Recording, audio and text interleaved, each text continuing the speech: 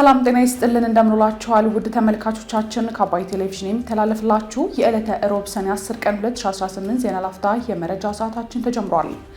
የህወሓት ቡድን በትግራይ ክልል እየፈጸመ ያለውን መጠነ ሰፊ የግዳጅ አፈሳ አጠናክሮ መቀጠሉን የክልሉ ነዋሪዎች መናገራቸውን፣ በኤርትራ መንግስት የሚፈጸሙት የሰብአዊ መብት ጥሰቶች በሀገር ውስጥ ብቻ የተገደቡ አለመሆናቸውን የተባበሩት መንግስታት ድርጅት ማስታወቁን እንዲሁም ሶማሊላንድ በእስራኤል የመጀመሪያዋን እውቅና ካገኘች ከ6 ወር በኋላ በኢየሩሳሌም ኤምባሲዋን መክፈቷን ጨምሮ ሌሎች መረጃዎችን ይዘንላችሁ ቀርበናል። ዜናዎቹን እየመራው ዳሩ ሰላም ተሸመ ከእናንተ ጋር ቆይታ አደርጋለሁ። አብራችሁን ቆዩ። የህወሓት ቡድን በትግራይ ክልል እየፈጸመ ያለውን መጠነ ሰፊ የግዳጅ አፈሳ አጠናክሮ መቀጠሉን የክልሉ ነዋሪዎች ተናገሩ። በትግራይ ክልል የተለያዩ ከተሞች የሚኖሩ ወጣቶች ከስራ ቦታቸው፣ ከመዝናኛ ስፍራ እንዲሁም ከህዝብ ትራንስፖርት ላይ በግዳጅ ተወስደው ወደ ተለያዩ ካምፖች መላካቸውን አረጋግጫለሁ ሲል ቢቢሲ ትግርኛ በሰራው ዘገባ ይፋ አድርጓል። ወጣቶቹ በ3 አውቶቡሶች ተጭነው በማዕከላዊ ዞን ነበለት አቅራቢያ ወደሚገኘው ሰጉህ ወደሚባል ወታደራዊ ማሰልጠኛ መወሰዳቸውና በዚህ ወቅት ለማምለጥ ሲሞክሩም አደጋ የደረሰባቸው ወጣቶች እንዳሉም ተነግሯል።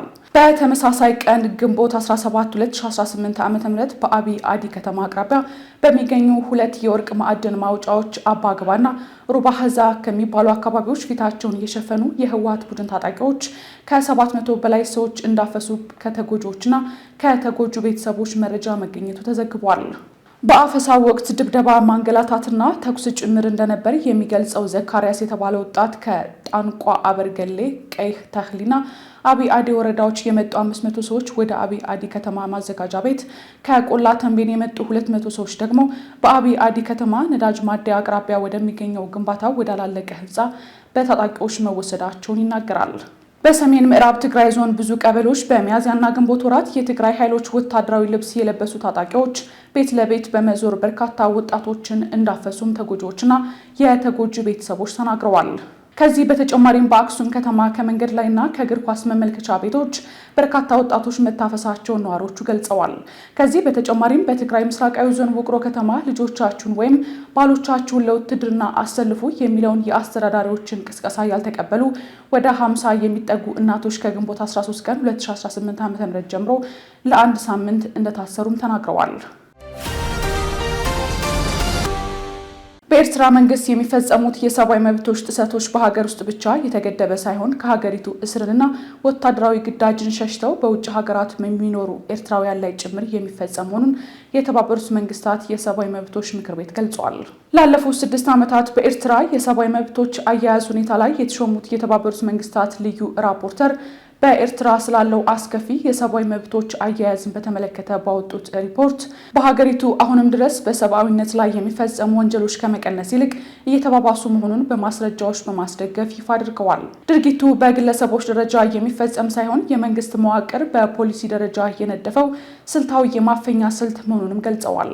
በኤርትራ የፖለቲካ ተቃዋሚዎች፣ ጋዜጠኞችና የሃይማኖት ማህበረሰብ አባላት ያለምንም ክስ በሚስጥር ማቆያ ቦታዎችና ከመሬት በታች ባሉ ኮንቴይነሮች ውስጥ ለ10 ዓመታት ታስረው እንደሚገኙም ተመላክተዋል።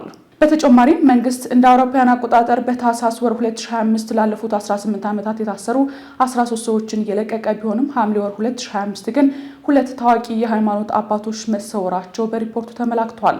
ሪፖርቱ አክሎም ታዋቂ የሃይማኖት ምሁራንና ሼኮች በግዳጅ መሰወራቸውንና እንደ አውሮፓውያን አቆጣጠር በ1997 ጀምሮ ከ150 በላይ የሃይማኖት መሪዎች ያለ ፍርድ በጅምላ መረሸናቸውም ተመላክቷል። የሃይማኖት ትምህርት ቤቶች መዘጋታቸውን በመግለጽ ታሪካዊ መስጊዶችና ንብረቶቻቸው የተወረሱ ሲሆን ጥገና ተከልክለው እንዲፈርሱ ተደርጓልም ተብሏል። ድርጅቱ አክሎም በብሔራዊ ውትድርና ውስጥ ያሉ ዜጎች እንዳይሰግዱ፣ እንዳይጾሙና የሀጅ ጉዞ እንዳያደርጉ መከልከላቸውን ገልጸዋል። በአሰብ አካባቢ የሚኖሩ የአፋር ሙስሊሞች መሬታቸው ተወርሶ በመፈናቀላቸው ለረጅም ዓመታት በጎረቤት ሀገራት ስደት እንዲዳረጉ መደረጉም ተጠቅሷል። ሪፖርቱ በኤርትራ የህግ የበላይነትና የፍትህ ተቋማት ጨርሶ እንደሌሉ ያረጋገጠ ሲሆን ዓለም አቀፉ ማህበረሰብ አስቸኳይ እርምጃ እንዲወስድና ተጠያቂነት እንዲሰፍንም አሳስቧል። ኤርትራ በጉዳዩ ላይ ምላሿን ያሰማች ሲሆን ሪፖርቱ እየተዘጋጀው ስማቸው ባልተጠቀሰና ባልተረጋገጡ የውጭ አካላት መረጃዎች ላይ ተመስርቶ እየተሰራና እየተመዘገቡ ያሉ እድገቶችን ያጣጣለ ነው ስትልም ውድቅ አድርጋለች። ሶማሊላንድ በእስራኤል የመጀመሪያዋን እውቅና ካገኘች ከ6 ወር በኋላ በኢየሩሳሌም ኤምባሲዋን መክፈቷን አስታወቀች። ኤምባሲው ይፋዊ የሥራ ጉብኝት እያደረጉ ባሉት የሶማሊላንዱ ፕሬዝዳንት አብዱራህማን መሐመድ አብዱላሂ በምዕራብ ኢየሩሳሌም ተመርቆ ተከፍቷል። ከፕሬዝዳንቱ ጋር የተነጋገሩት ጠቅላይ ሚኒስትር ቤንያሚን ኔታንያሁ በህዝቦቻችን መካከል ጥልቅ መንፈሳዊ ግንኙነት አለ ብለዋል። ይሁን እንጂ ሶማሊላንድ የግዛቷ አካል አድርጋ የምትመለከታት ሞቃዲሾ በሰሜን ሶማሊያ ከተገንጣይ አስተዳደር ጋር የሚደረግ ግንኙነት ሉዓላዊነትን እንደመጣስ ይታያል ብላለች። ባለፈው ታህሳስ እስራኤል ለሶማሊላንድ እውቅና መስጠቷ አወዛጋቢ የነበረ ሲሆን ቻይና፣ ቱርክ፣ ሳውዲ አረቢያና የአፍሪካ ህብረትን ጨምሮ በርካታ ሀገራትና ድርጅቶች እውቅናውን ተችተዋል። በጎርጎሳውያኑ አዲስ ዓመት ጅማሮ አካባቢ የእስራኤል ውጭ ጉዳይ ሚኒስትር ጌዲዮን ሳር በሶማሊላንድ ዋና ከተማ ሀርጌሳ ይፋዊ ጉብኝት ማድረጋቸውም ይታወሳል። ሶማሊላንድ አብዛኞቹ የውጭ ሀገራት ኤምባሲዎች ካሉበት ከቴል አቪቭ ይልቅ የዲፕሎማቲክ ተልዕኮዋን በኢየሩሳሌም ለመክፈት መወሰኗ በጠቅላይ ሚኒስትር ቤንያሚን ኔታንያሁም ተሞካሽቷል። የሶማሊላንዱ ፕሬዝዳንት አብዱላሂ በበኩላቸው ኔታንያሁ ለሶማሊላንድ እውቅና ለመስጠት ላሳዩት ቁርጠኝነትም አመስግነዋል። በዋናነት በቀይ ባህር አፍንጫ ላይ የሚገኙት የሶማሊላንድ የተፈጥሮ ሀብት በተለይም እንቁ ማዕድናትና ነዳጅ ለማልማት በትብብር የመስራት እድልን አንስተው አጋርነቱን ስልታዊ ሲሉ ገልጸውታል። ጉብኝቱን አስመልክቶ ምላሽ የሰጠው የሶማሊያ የውጭ ጉዳይ ሚኒስትር የሶማሊያን አንድነትና መረጋጋት የሚያኮስስ ብሎታል። በአሜሪካና ኢራን ስምምነት ውስጥ ከግማሽ በላይ በጀት የተያዘለት የ300 ቢሊዮን ዶላር ፈንድ መካተቱን ምንጮች ገለጹ። በአሜሪካና በኢራን መካከል ለወራት የዘለቀውን ውጥረት ለመፍታትና አዲስ የኢኮኖሚ ምዕራፍ ለመክፈት የሚያስችል የማዕቀፍ ስምምነት ላይ ተደርሷል። በዚህ ስምምነት ውስጥ ትልቅ ትኩረት የሳበው ሙሉ በሙሉ በግል ባለሀብቶች የሚሸፈንና ከግማሽ በላይ በጀቱ አስቀድሞ የተያዘለት የ300 ቢሊዮን ዶላር ግዙፍ የኢንቨስትመንት ፈንድ መካተቱ ነው። ይህ ፈንድ በጦርነቱ የተጎዳውን የኢራን ኢኮኖሚ መልሶ ለማነቃቃት ነውም ተብሏል። ዘሩፋይል ሀብታሙ ዝርዝር አለው። በአሜሪካና ኢራን ስምምነት ውስጥ ከግማሽ በላይ በጀት የተያዘለት የ300 ቢሊዮን ዶላር ፈንድ መካተቱን ምንጮች ገለጹ። በአሜሪካና በኢራን መካከል በተደረሰው የሁኔታዎች ማዕቀፍ ስምምነት ውስጥ ወደ ኢራን የሚገቡ ኢንቨስትመንቶችን ለማነቃቃት የተነደፈው የ300 ቢሊዮን ዶላር የግል ፈንድ መካተቱንና ከዚህ ገንዘብ ውስጥ ከግማሽ በላይ የሚሆኑ አስቀድሞ መመደቡን ለጉዳዩ ቅርብ የሆኑ ምንጭ ለሮይተርስ ገልጸዋል። እቅዱ ገና በይፋ ስላልተነገረ ስማቸው እንዳይጠቀስ የፈለጉት እኚሁ ምንጭ እንደተናገሩት ፈንዱ የተቋቋመው ሁለቱ ወገኖች ጦርነቱን በዘላቂነት ለመቋጨት የሚያስችል የመጨረሻ ስምምነት ላይ እንዲደርሱ ኢኮኖሚ ማበረታቻ ለመስጠትም ነው። ዋሽንግተንና ቴህራን ስምምነቱን በመጪው ዓርብ ለመፈረም በመዘጋጀት ላይ ይገኛሉ። የዚህ ፈንድ መኖር ቀደም ሲል የተሰማ ቢሆንም ከግማሽ በላይ የሚሆነው በጀት አስቀድሞ ስምምነት የተደረገበት መሆኑንና ሙሉ በሙሉ በግል ባለሀብቶች የሚሸፈን መሆኑን ሮይተርስ ለመጀመሪያ ጊዜ ይፋ አድርጓል። የአሜሪካና የኢራን ባለስልጣናት ባለፈው በሰጡት መግለጫ የአሜሪካና የእስራኤል ኃይሎች በኢራን ላይ ጥቃት በመክፈታቸው የተጀመረውን ጦርነት ለማቆም የሚያስችል ማዕቀፍ ላይ መስማማታቸውን አስታውቀውም ነበር።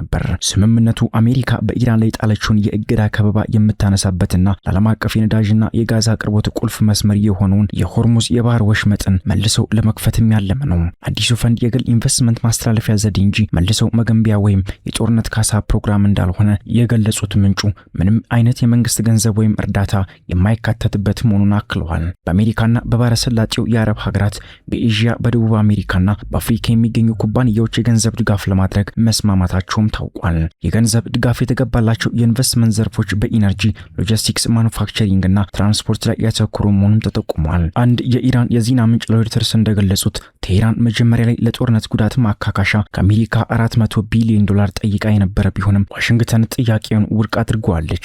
የመልሶ ግንባታ ልማት ፈንድ የተሰኘው የዚህ ፈንድ ሀሳብ መነሻው ይሆን እንደሆነም ተነግሯል። የኢራኑ ምንጭ አክለውም የአካባቢው ሀገራት በተለያዩ መንገዶች አስተዋጽኦ እንደሚያደርጉም ይጠበቃል። ይህም ብድር በማመቻቸት የብድር መስመሮችን በመክፈትም ሊሆን ይችላል። የሚፈረመው ይህ የመግባቢያ ስምምነት በሚቀጥሉት 60 ቀናት ውስጥ የሚካሄድ ሂደትን ለመቅረጽ የሚታለም ነው። ምንጮ ሲቀጥሉም ፈንዱ የሚፈጠረው የመጨረሻው ስምምነት ከተፈረመ በኋላም ብቻ ነው። በዚህ 60 ቀናት ውስጥ የፈንዱ አስተዳዳሪዎች ከኢራናውያንና ከባለሀብቶች ጋር በመሆን ፕሮጀክት ለማቀድና ወሰናቸውን ለመለየት ይሰራሉ ብለዋል። በፈንዱ ስምምነቱ ላይ አጋዥ የነበሩት የኢራንና የፓኪስታን የውጭ ጉዳይ ሚኒስትሮች ለቀረበላቸው አስተያየት ወዲያውኑ ምላሽም አልሰጡም። የዋይት ሀውስ ቃል አቀባይ በበኩላቸው እንዳላቸው የአሜሪካው ምክትል ፕሬዚዳንት ጄዲ ቫንስ ሰኞ ዕለት ከሲቢሲ ጋር ባደረጉት ቃለ ምልልስ ላይ የሰጡትን ማብራሪያም ጠቅሰዋል። ቫንስ በቃለ ምልልሳቸው ኢራን ከዋሽንግተን ጋር የገባቸውን ስምምነት ካከበረች ይህም የኒውክሌር ፕሮግራሟን ማፍረስ፣ የበለጸገ ቁስ ክምችቷን ማስወገድና ጥብቅ የፍተሻና የማስገደድ ስርዓትን መቀበልን ይጨምራል። በባህረ ሰላጤው ሀገራት የሚደገፈው የ300 ቢሊዮን ዶላር የመልሶ ግንባታ ፈንድ ልታገኝ እንደምትችልም ገልጾም ነበር።